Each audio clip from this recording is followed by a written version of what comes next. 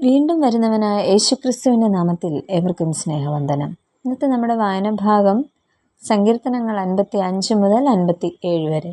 ഇന്നത്തെ ചിന്തയ്ക്കായി 55-ാം സങ്കീർത്തനം 12-ാം വാക്യം. എന്നെ നിന്ദിച്ചത് ഒരു ശത്രുവല്ല, അങ്ങനെയെങ്കിൽ ഞാൻ സഹിക്കുമായിരുന്നു. എൻ്റെ നേരെ വമ്പു പറഞ്ഞത് എന്നെ പകയ്ക്കുന്നവനല്ല, അങ്ങനെയെങ്കിൽ ഞാൻ മറഞ്ഞുകൊള്ളുമായിരുന്നു. ദുഷ്ടന്മാരിൽ നിന്ന് ഉപദ്രവം സഹിക്കുന്ന നീതിമാന്റെ ഒരു പ്രാർത്ഥനയാണിത്. ആരോഹണക്രമത്തിൽ ഉയരുന്ന കഷ്ടങ്ങളുടെ സങ്കീർത്തനമെന്നും ഈ സങ്കീർത്തനത്തെ വിശേഷിപ്പിക്കാറുണ്ട്.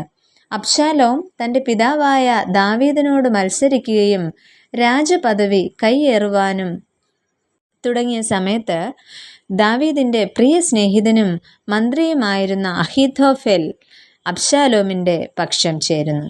ഇതറിഞ്ഞ ദാവീദ് ധ്യാന രൂപത്തിൽ ദൈവത്തോട് പ്രാർത്ഥിച്ച കാര്യങ്ങളാണ് നാം ഇവിടെ കാണുന്നത്. ഈ സങ്കീർത്തനത്തിൽ നിന്നും ചില ചിന്തകൾ പങ്കുവെക്കട്ടെ. ഒന്നാമതായിട്ട്, മുറിവുകൾ സർവ്വസാധാരണമാണ്.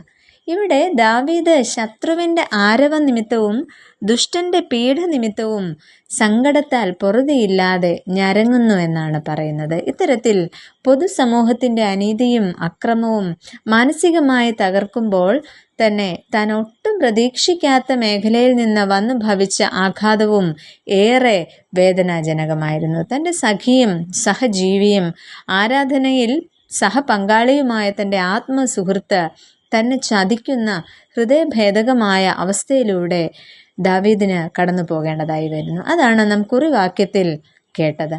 ഇത്തരത്തിൽ ആത്മനിന്ദയുടെയും വഞ്ചനയുടെയും സാഹചര്യങ്ങളിൽ ഭ്രമിച്ചു പോകാവുന്ന ജീവിത അനുഭവങ്ങളുടെ മധ്യത്തിൽ ഒരു വിശ്വാസിയുടെ പ്രതികരണം എങ്ങനെ ആയിരിക്കണം?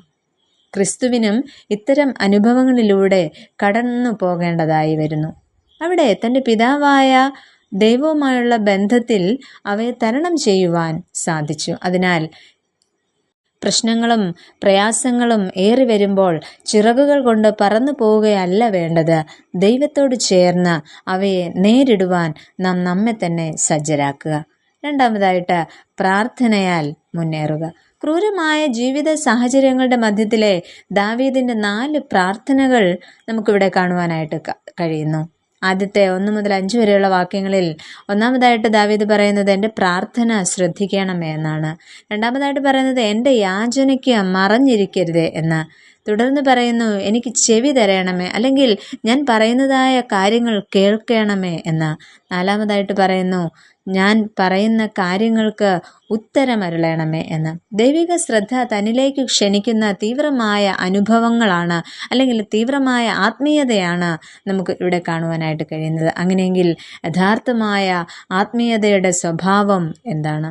അതിന് ദാവീദ് തന്നെ കണ്ടെത്തുന്നത് നിന്റെ ഭാരം യഹോവയുടെ മേൽ വച്ചുകൊള്ളുക, അവൻ നിന്നെ പുലർത്തും. നീതിമാൻ കുലുങ്ങിപ്പോകുവാൻ അവൻ ഒരു നാളും സമ്മതിക്കയില്ല എന്ന് ദാവീദ് പറയുന്നു. ഇത്തരത്തിൽ ദൈവവിരുദ്ധതയുടെയും വഞ്ചനയുടെയും അനുഭവങ്ങൾ നേരിടുമ്പോൾ നമുക്ക് നമ്മുടെ ആത്മീയത നിലനിർത്തുവാനായിട്ട് സാധിക്കുമോ? നമ്മുടെ ദൈവിക ബോധത്തെ ഒരിക്കൽ കൂടെ വിശകലനം ചെയ്യുന്നതാകട്ടെ ഈ പ്രഭാതം. അതിന് ദൈവം നമ്മെ ഏവരെയും സഹായിക്കട്ടെ. നമുക്ക് പ്രാർത്ഥിക്കാം. പ്രിയ കർത്താവേ, ലോകം ഞങ്ങൾക്ക് നൽകുന്ന സഹന അനുഭവങ്ങളുടെ മധ്യത്തിൽ ദൈവത്തോടുള്ള ബന്ധത്തിൽ അവയെ അതിജീവിക്കുവാനും യഥാർത്ഥ ആത്മീയത എന്തെന്ന് മനസ്സിലാക്കിക്കൊണ്ട് ഈ ലോകത്തിൽ അനുഗ്രഹകരമായി ജീവിപ്പാനും ഞങ്ങളെ ഏവരെയും സഹായിക്കണമേ.